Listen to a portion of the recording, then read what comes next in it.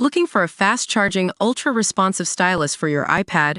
Meet the 2X Fast Charge Active Stylus Pen, designed for 2018 to 2025 Apple iPads.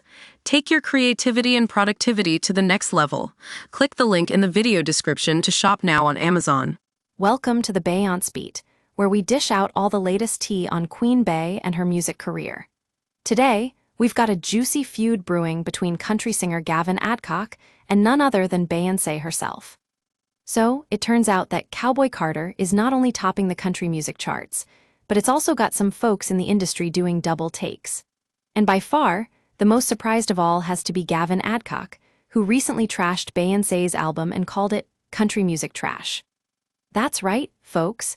Adcock was so confident in his own album that he couldn't even handle the fact that Beyoncé's record is holding its own against him.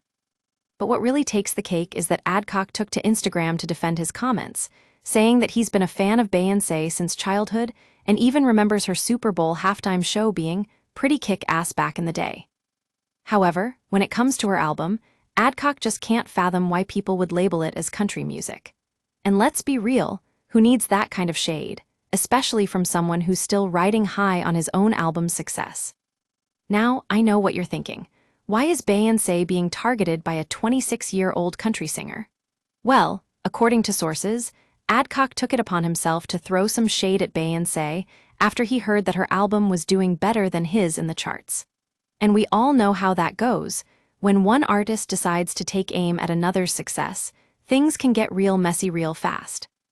But here's the thing. This feud is not just about Adcock versus Beyoncé. It's also about who gets to decide what constitutes country music. And let me tell you, folks, if anyone should know that, it's Beyoncé herself. After all, she recently won Album of the Year at the 2025 Grammy Awards for her very own Cowboy Carter record, and we're not forgetting how she thanked all those country legends who contributed to the album. And while we can't help but feel a little bit bad for Adcock, who's still trying to navigate his young music career after getting arrested in Tennessee last month, it's clear that this feud is going to be one for the books. So stay tuned, folks, because the Beyoncé Beat will be keeping a close eye on this drama unfold. In all seriousness, though, let's take a step back and think about what Adcock said. That S ain't country music, indeed. Because when it comes down to it, at the end of the day, we're all just trying to make music that speaks to our souls.